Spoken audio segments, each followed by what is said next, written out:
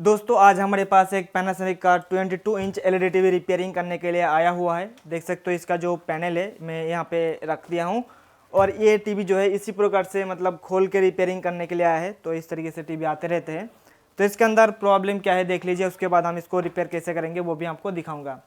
तो देखिए दोस्तों, इसके अंदर जो मदरबोर्ड लगा हुआ है, देखिए इस मदरबोर्ड का नंबर है TPVST59.PA671। इसका नंबर है इस मदरबोर्ड का नंबर। तो इस मदरबोर्ड के अंदर क्या क्या हालत हो चुका है आप यहाँ पे देखिए। यहाँ पे एक कैपेसिटर लगा हुआ था इलेक्ट्रोलाइटिक, जो कि ब्लास्ट हो चुका है। इसके अंदर बहुत ज़ोर से जो आवाज़ आया था। तो देखिए ये जो देख सकते हो कैपेसिटर जो है ब्लास्ट हो चुका है। उसके साथ ही साथ यहाँ पे रेगुलेटर लगा हुआ था 6 पिन का, ये भी जल चुका है। और यहाँ पे जो कैपेसिटर था वो भी डैमेज हो चुका है, यानी कि फुल चुका है, आप जैसे कि आप यहाँ पर देख सकते हो। तो ये किस लिए हुआ है ये भी मैं आपको बता देता हूँ। तो ये टीवी पहले भी रिपेयर हो चुका है। जब रिपेयर हुआ था पहली बार तो इसका पावर सप्लाई सेक्शन खराब हो चुका था शायद, इसलिए यहाँ पे 524 का मॉड्यूल लगा के इसको बाईपास करके रिपेयर किया था।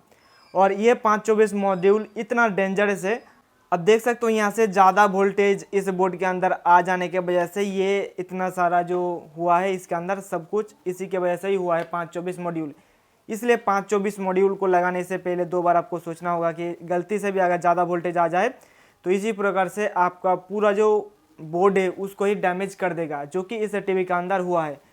तो इस समस्या को दूर करने के लिए हमारे पास एक ही रास्ता बच रहा है, वो है इस मदरबोर्ड को रिप्लेस करना। अगर आपके पास सेम नंबर का मदरबोर्ड है तो बहुत ही अच्छी बात है, आप यहाँ पे लगा सकते हो। और अगर आपके पास सेम नंबर का मदरबोर्ड नहीं है तो आप 24 इंच किसी भी कॉम्बो मदरबोर्ड को लगा सकते हो, जो कि यूनिवर्सल कॉम्बो बोर्ड होता है। तो देखिए हमारे पास 3 अलग अलग 24 इंच टीवी का कॉम्बो बोर्ड है। तो सबसे पहले आपको दिखा देता हूँ। यहाँ पे देखिए सबसे अच्छा बोर्ड यही होता है 24 इंच के लिए, जो कि आप यूनिवर्सल है। और इसका रेजुलेशन सेट करने के लिए आपको सॉफ्टवेयर को इंस्टॉल करना पड़ता है। यहाँ पे नंबर देखिए TPV56PA671। आप इसको भी लगा सकते हो इस मदरबोर्ड के अंदर। और इसका जो रेंज है यानी कि इसका जो दाम है थोड़ा सा आपको ज़्यादा देना पड़ता है, क्योंकि इसका जो क्वालिटी है काफ़ी ज़बरदस्त होता है, इसलिए इसका जो प्राइस है थोड़ा सा ज़्यादा होता है। उसके बाद हमारे पास और एक मदरबोर्ड है जो कि यहाँ पे देख सकते हो। इसका नंबर है VST53U52.2, इसका मॉडल नंबर। और इस मदरबोर्ड का जो प्राइस है थोड़ा सा कम है अकॉर्डिंग टू दिस मदरबोर्ड, लेकिन आप इन दोनों बोर्ड को ही इस टीवी के अंदर इंस्टॉल कर सकते। लेकिन मैं इन दोनों को इंस्टॉल नहीं करूंगा, क्योंकि मेरे पास पहले से ही सेम नंबर का और सेम टीवी से खुला हुआ हमारे पास मदरबोर्ड अवेलेबल है, जो कि वर्किंग कंडीशन में है। तो इस मदरबोर्ड को हम यहाँ पे लगाएंगे। अगर आप में से किसी को भी अगर इस तरीके का मदरबोर्ड आपको परचेस करना है तो हमारे ऑफिशियल वेबसाइट में जाके आप परचेस कर सकते हो, आपके पास पहुंच जाएंगे। यानी कि जितने भी प्रोडक्ट हमारे पास है सभी हम लोग अपने जो ऑनलाइन स्टोर है वहाँ पे सेल करता हूँ। अगर किसी को भी मदरबोर्ड चाहिए परचेस करना है तो आप जाके वहाँ से परचेस कर सकते। चलिए मैं इस मदरबोर्ड को बाहर निकाल के आपको दिखाता हूँ। जैसे कि दोस्तों देख सकते हो हमारा सेम नंबर का मदरबोर्ड, यानी कि सेम स्पेसिफिकेशन वाला सेम मदरबोर्ड, जैसे कि आप यहाँ पे देख सकते हो नंबर भी सेम है। यहाँ पे देखिए TPVST59PA671, ये भी TPVST59PA671। तो मैं सिंपली यहाँ पर लगा दूंगा। लेकिन आपको एक चीज़ ध्यान में रखना होगा, पैनल वोल्टेज। देखिए यहाँ पे मदरबोर्ड के अंदर पैनल वोल्टेज सेट करने के लिए एक जंपर दिया गया है। इस जंपर को हम लगाएंगे 5 वोल्ट पे, क्योंकि यहाँ पे हमारा जो पैनल लगा हुआ है वो 5 वोल्ट का लगा हुआ है। तो ये चीज़ आपको ध्यान में रखना होगा। आप कोई भी मदरबोर्ड इंस्टॉल कर रहे हो किसी भी टीवी के अंदर तो ये चीज़ आपको बहुत ही ध्यान में रखना होगा, नहीं तो आपका जो पैनल है 1 सेकंड भी नहीं लगेगा ख़राब होने में। चलिए मैं इसको यहाँ पे इंस्टॉल कर देता हूँ और आपको दिखाता हूँ कि इसके अंदर जो पैनल का रेजुलेशन वगैरह सब ठीक ठाक है या नहीं। अगर सही है तो बहुत ही अच्छी बात है, हम इसको डिलीवर कर देंगे कस्टमर के पास। अगर पैनल रेजुलेशन इसमें से मैच नहीं करता है तो इसके अंदर किस तरीके से हम सॉफ्टवेयर करेंगे ये भी आपको दिखाऊंगा। तो जल्दी मैं इसको इंस्टॉल कर देता हूँ।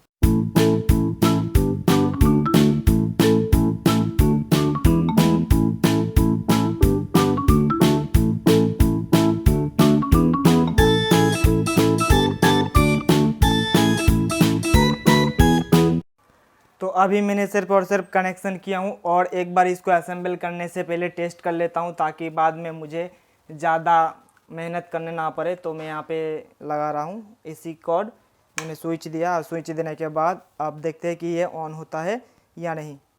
इंडिकेटर हमारा यहाँ पे है, देख सकते हो। ये अभी ये रेड एलईडी ग्लो हो रहा है।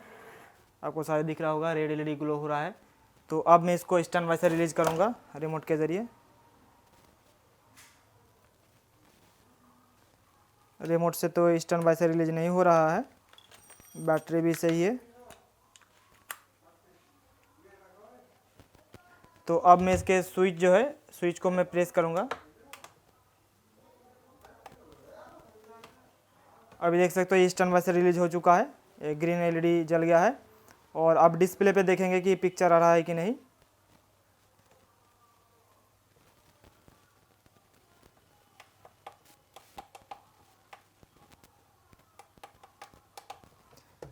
बैकलाइट तो जल गया है दोस्तों, लेकिन पिक्चर नहीं आ रहा है हमारे इस टीवी के अंदर। तो इसका मतलब है कि इसका रेजुलेशन हमारा गलत है। तो हम क्या करेंगे, जो पुराना बोर्ड के अंदर जो बायोस आईसी लगा हुआ है, तो इस बायोस आईसी को हम निकालेंगे। और निकालने के बाद हम इस टीवी के अंदर जो मदरबोर्ड लगा हुआ है, उस मदरबोर्ड के अंदर इस बायोस आईसी को मैं लगा दूंगा। तो हमारा ये समस्या है पिक्चर नो पिक्चर का, ये सॉल्व हो जाएगा। दोस्तों सबसे पहले हम लोग जो पहले से ही मदरबोर्ड टीवी के अंदर इंस्टॉल था, उसका जो बायोस आईसी है वो हम निकालेंगे। और बायोस आईसी को निकालने के लिए सबसे पहले तो हम यहाँ पे थोड़ा सा पेस्ट देंगे, क्योंकि पेस्ट देने के बाद अगर हम हीट देंगे तो जल्दी हमारा आईसी सही सलामत ओपन हो जाता है। तो देखिए मैंने यहाँ पे पेस्ट देने के बाद 450 डिग्री सेल्सियस का हीट अभी दे रहा हूँ हमारा हॉट गन के ज़रिए। और आपको जब भी हीट देना है बहुत ही सावधानी के ज़रिए हीट देना है, और जो हवा का तेज है वो भी कम करके रखना है, ताकि हमारे आसपास का जो कंपोनेंट्स है वो निकल ना जाए। तो देखिए कितना आसानी से हमारा जो आईसी है वो बाहर निकल आया है। और अब हमारा जो बोर्ड लगाएंगे, अभी जो वर्किंग कंडीशन में है बोर्ड, उसका बायोस आईसी को खोलेंगे, क्योंकि दोनों बायोस आईसी बिल्कुल प्रॉपर काम कर रहा है, यानी कि सही है, लेकिन इसका रेजुलेशन मैच नहीं कर रहा था, इसलिए हम लोग खोल रहे हैं। तो इस बायोस आईसी को खोलने के लिए हम लोग सबसे पहले थोड़ा सा पेस्ट लगाएंगे, उसके बाद आप इसके ऊपर हीट देंगे। तो वही आपको प्रोसेस फॉलो करने होंगे। थोड़ा सा पेस्ट देने के बाद ऊपर ऊपर के आपको 450 डिग्री का आपको हीट देना होगा। और हीट देने के बाद देखिए हमारा जो ये बायोस आईसी जो है बहुत ही आसानी से निकल आएंगे। और ज़्यादा हीट देंगे तो आपका आईसी भी ख़राब हो सकता है, और आईसी के नीचे जो ट्रैक है वो भी ख़राब हो सकता है। इसीलिए आपको हीट देते वक्त आपको ध्यान में रखना होगा, ताकि यहाँ पे ज़्यादा हीट प्रोड्यूस ना हो जाए। तो हमारा अच्छा वाला जो मदरबोर्ड है उसके अंदर से भी हमने आईसी को सही सलामत बाहर निकाल चुका हूँ। और अब हम जो खराब वाला मदरबोर्ड का उसके अंदर से जो बायोस आईसी निकाला हूँ उसको हम लगाएंगे इस जगह पर। और यहाँ पे देखिए ये हमारा पुराना वाला बोर्ड के अंदर लगा हुआ था, और इस बायोस आईसी को सेम उसी तरीके से लगाएंगे जिस तरीके से वे पहले लगा हुआ था। और आपको पोलैरिटी का विशेष ध्यान में रखना होगा, जहाँ पे 1 नंबर पिन था वहीं पे आपको 1 नंबर पिन को लगाना होगा। और उसके बाद आपको 450 डिग्री का थोड़ा थोड़ा हीट आपको यहाँ पे देना होगा, जब तक ये हमारा सोल्डर मेल्ट ना हो जाए। और यहाँ पे देखिए ये अपने आप अपने जो पोजीशन है उस पोजीशन पे ये सही सलामत बैठ जाएगा। देखिए हमने हीट दिया और आईसी सही सलामत अपने जगह पे बैठ गया है। और अब हम पीसीबी क्लीनर से इस जगह को अच्छे से क्लीन करेंगे, ताकि हमारा जो काम है वो प्रोफेशनली दिखे। नहीं तो जब कोई भी आपका दिखेगा काम करने का तरीका, उसको पसंद आना चाहिए, और आपको भी सेटिस्फेक्शन होना चाहिए कि हमने सही सलामत इसको रिपेयर किया हूँ या काम को किया हूँ, अंजाम दिया हूँ। देखिए पीसीबी क्लीनर से अच्छे से क्लीन करने के बाद जो एक्स्ट्रा चीज़ें यहाँ पे रह जाती है, क्योंकि यहाँ पे हमने अच्छा वाला पेस्ट यूज़ किया हूँ, तो इससे यहाँ पे कुछ चीज़ों जो है रह जाएगा। इसलिए इसको मतलब रिमूव करने के लिए जो आपके पास कॉटन है, कॉटन के जरिए भी आप इसको रिमूव कर सकते हो। चलिए मैं आपको दिखाता हूँ किस तरीके से करना है, क्योंकि जब तक आप प्रोफेशनली काम नहीं करोगे तो आपको काम करने में मज़ा भी नहीं आएगा। और मैं जो भी काम करता हूँ वो भी प्रोफेशनली करता हूँ। जैसे कि देख सकते हो कॉटन के ज़रिए मैं इसको अच्छे से सभी जगह को क्लीन कर दिया हूँ, ताकि बाद में यहाँ पे जंग लगने का कोई भी चांसेस ना रहे। तो हमारा कंप्लीट हो चुका है प्रोसेस। अब हम इसको बोर्ड के अंदर लगाएंगे, टीवी के अंदर। तो चलिए अब मैं इस टीवी के अंदर इस मदरबोर्ड को इंस्टॉल करके देखता हूँ कि हमारा जो टीवी जो है वो चालू होता है कि नहीं। तो मुझे आशा है कि दोस्तों 100% ये तो चालू हो जा सकता है। तो हम देखेंगे, फिर भी 10% चांस नहीं भी हो सकता है। तो चलिए सबसे पहले हम सारे जो कनेक्शन है यहाँ से कर देता हूँ जल्दी से। यहाँ पे मैं लगा देता हूँ पावर कॉर्ड, उसके बाद में लगा देता हूँ यहाँ पे स्पीकर्स का कनेक्शन, उसके बाद में कर देता हूँ यहाँ पे सेंसर का कनेक्शन, और उसके बाद हम करेंगे पैनल का कनेक्शन। तो ये जो हमारा बैकलाइट का कनेक्शन है मैं यहाँ पे कर देता हूँ, और उसके बाद जो LVDS का कनेक्शन है वो भी मैं यहाँ पर जल्दी कर लेता हूँ। देखिए LVDS जब भी कनेक्शन आप करोगे तो पोलैरिटी का आपको ध्यान में रखना होगा कि किस साइड आपका जो पावर सप्लाई है। तो यहाँ पे देखिए एक डॉट दिया हुआ है और LVDS पे भी एक डॉट दिया हुआ है ब्लू कलर का। तो मैं यहाँ पे इस तरीके से लगा देंगे। ये देखिए कंप्लीट हो चुका है। और चलिए अब मैं एक बार टेस्ट कर लेता हूँ इस टीवी को। फाइनल जो असेंबलिंग प्रोसेस से पहले ही एक बार मैं टेस्ट करना चाहूँगा ताकि ये हमारा पता चले कि हमारा जो टीवी है बिल्कुल सही हुआ है कि नहीं। और सेफ्टी के लिए मैं इसको अभी यहाँ पे इस्तेमाल करूँगा ताकि ये शॉर्ट ना हो जाए आपस में। और अब मैं इसको AC सप्लाई दूंगा। तो ये रहा हमारा पावर कॉर्ड। अब इस पावर कॉर्ड को मैं लगाऊंगा AC पे। मैं लगा दिया और जैसे ही लगाया आप यहाँ पे देख पाओगे मैं स्विच नहीं दिया हूँ, मैं स्विच भी दे दिया।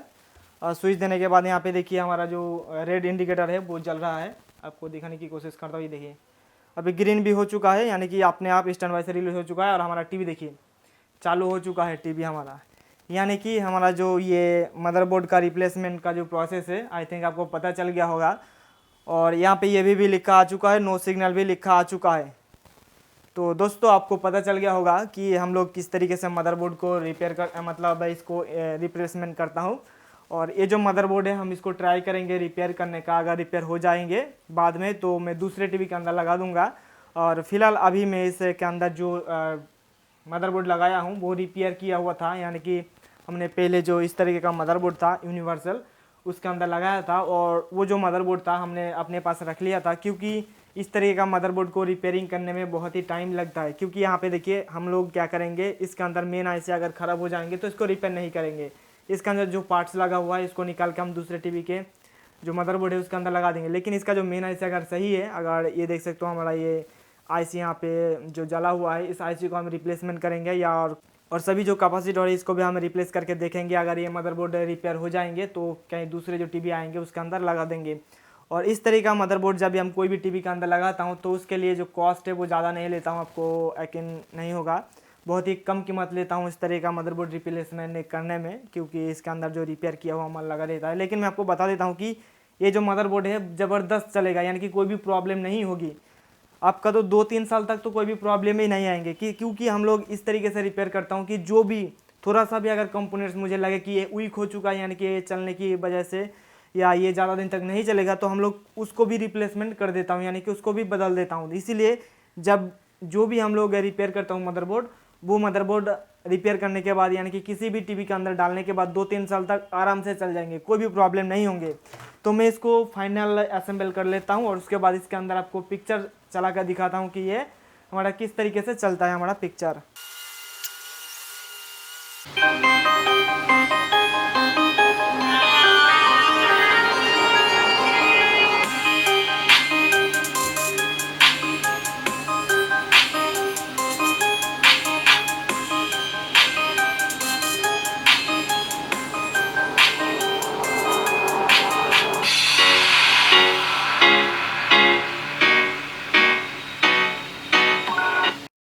मुझे आशा है कि दोस्तों आपको ये वीडियो पसंद आया है। अगर पसंद आया तो लाइक जरूर कीजिएगा और इस वीडियो को शेयर भी कीजिएगा अपने सारे दोस्तों के साथ, अपने सारे ग्रुप के अंदर, ताकि उन लोगों को भी पता चले किस तरीके से मदरबोर्ड का रिप्लेसमेंट किया जाता है अगर उसका बायोस आईसी में जो प्रोग्राम डाला हुआ है वो मैच नहीं कर रहा है। तो हम फिर मिलेंगे नेक्स्ट वीडियो में दोस्तों। तब तक के लिए wish you all the best.